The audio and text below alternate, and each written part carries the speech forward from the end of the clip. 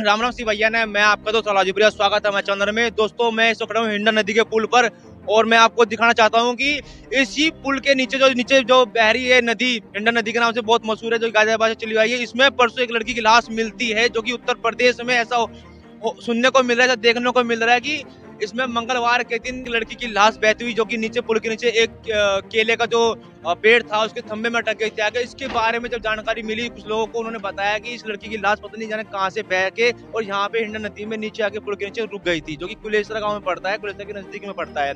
तो दोस्तों कैसा लग रहा है आपको ये जानकर कि उत्तर प्रदेश में ऐसा क्राइम हो सकता है क्या? उत्तर प्रदेश में ऐसा वाक्य सुनने को भी मिला था। मुझे लगता है कि ऐसा बहुत कम सुनने को मिलता है, क्योंकि यहाँ पे जो सरकार है उसका दबदबा बहुत ज्यादा है।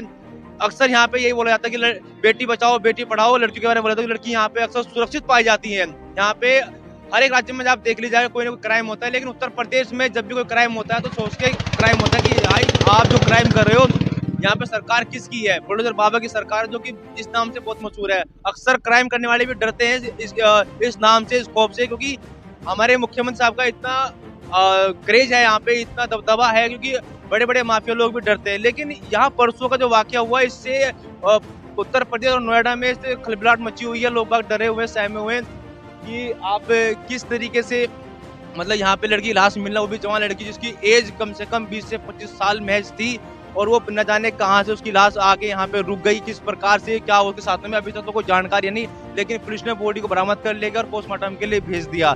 जहां तक जानकारी मिलेगी मैं आपको बताऊंगा। लेकिन उत्तर प्रदेश में ऐसा होना बहुत मुश्किल है, क्योंकि सुनने को ऐसा बहुत कम मिला जाता है कि उत्तर प्रदेश सरकार के होते हुए ऐसा कुछ क्राइम हो जाए, बहुत बड़ी बात है।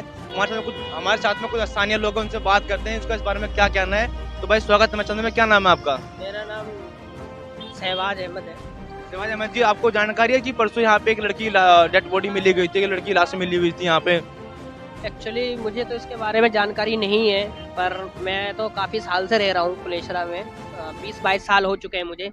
और मैं भी बहुत, जैसा कि मैंने आपकी बात सुन के मैं भी बहुत चौंका कि ऐसा कैसे पॉसिबल हो सकता है। जिस देश में इतनी तगड़ी सरकार हो और हमारा समर्थन पूरा रहता सरकार को, और हम भी चाहते हैं कि ऐसा संभव नहीं है। तो क्या लग रहा है आपको, जो कि ये लड़की जो लाश मिली है, इसके बारे में क्या लगता है कि उत्तर प्रदेश में ऐसा कोई जल्दी सुनने को नहीं मिलता? क्योंकि यहाँ पे जो सरकार है बुलडोजर बाबा के नाम से, उनका इतना खौफ है कि बड़े बड़े जो माफिया है वो भी डरते हैं कोई क्राइम करने से पहले।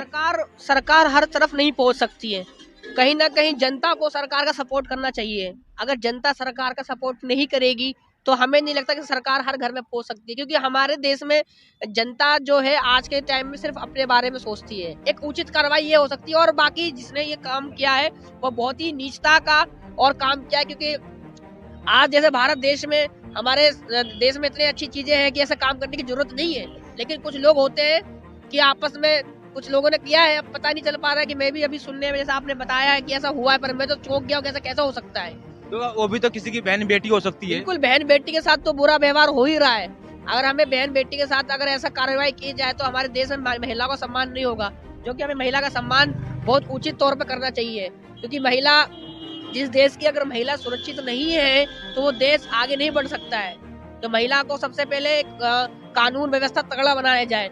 तो इसी जो वाक्य हुआ है, जो घटना हुई, इसके लिए सरकार से कुछ गुहार लगाना चाहेंगे? सरकार से मैं बस यही गुहार लगाना चाहता हूँ कि जो भी जिसने किया है उसको कड़ी से कड़ी सजा दी जाए और उसको पकड़ा जाए। उस इंसान को उस घर में पता लगाया जाए कि ये है कहाँ की, उसका आइडेंटिफिकेशन पूरा निकाल के दिया जाए ताकि हमें पता चले। क्योंकि हमें तो ये लगता है कि ये घटना जो हो रही है इससे हमें आने वाले टाइम में और इससे भी तगड़ी घटना ना हो सके, ताकि ऐसा कोई करने के लिए ना मजबूर हो सके। अगर ये ऐसी घटना चलेगी तो हमें लगता है कि हमारा देश कहीं ना कहीं कानून के दायरे में नहीं है। तो महिलाओं के लिए आपको कहना है कि कानून अच्छा होना चाहिए, मजबूत होना चाहिए? मजबूत होगा तभी तो हमारा देश आगे बढ़ेगा, तभी तो महिला को सम्मान मिलेगा। महिला केवल ये नहीं है कि महिला घर में बच्चों का भी ख्याल रखती है और आने वाले टाइम में और बच्चे को ध्यान रखती है, और देश का सम्मान के लिए भाई वो भी पायलट है, उनके भी एयरफोर्स, वो भी एनडीए में जाते हैं। तो हमें इस तरीके से महिला पुलिस भी रहती है, और वहाँ पर जहाँ पर यह वो चीज होती है, जैसे नदियाँ हो गई है, जहाँ पर सुनसान इलाका है, वहाँ पर एक पुलिस बूथ बनाना चाहिए, पुलिस बूथ कैफे, और वहाँ पर ऑनलाइन हेल्पलाइन नंबर बनाना चाहिए, ताकि वो आस पास के लोगों को पता चले कि ये घटनाएं नहीं होनी चाहिए। तो हमारे भाई का कहना ये था कि जहाँ भी कहीं ऐसा सुनसान एरिया हो, जहाँ कहीं भी ऐसे नदी पुल या कोई ऐसी फ्लाईओवर वगैरह जैसी चीजें हो, वहाँ पे कैमरा या कोई सिक्योरिटी की जांच होनी ऐसी कोई व्यवस्था होनी चाहिए, जिससे कि ऐसी घटना को अंजाम नहीं दिया जाए, ताकि आसपास की जो भी कोई ऐसी घटना हुई, जो भी अभी फिलहाल दिखा रहा हूँ मैं आपको, ये घटना हुई है, इस पे अंकुश लगाया जा सकता है, इसको रोक दिया जा सकता है। लेकिन फिलहाल ऐसा नहीं हुआ। जो भी ये घटना है बहुत शर्मनाक है, घटना है, जिसने भी किया उसको दंड मिलना चाहिए, उसके साथ में उचित कार्रवाई करनी चाहिए।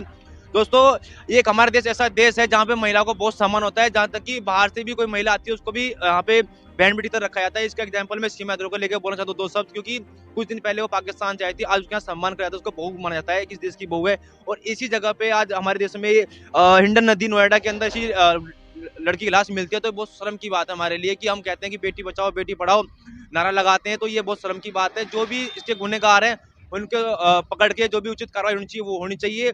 और जो भी सरकार इस लड़की के लिए राहत का सम्मान जो भी कुछ कर सकती है इनके राहत के लिए, परिवार के लिए, वो करना चाहिए। तो दोस्तों प्लीज मैं चाहता हूँ कि इस वीडियो को आगे तक पहुंचाएं ताकि सरकार तक पहुंचे। तो दोस्तों फिर मिलेंगे नेक्स्ट वीडियो में, तब तक के लिए जय हिंद जय भारत।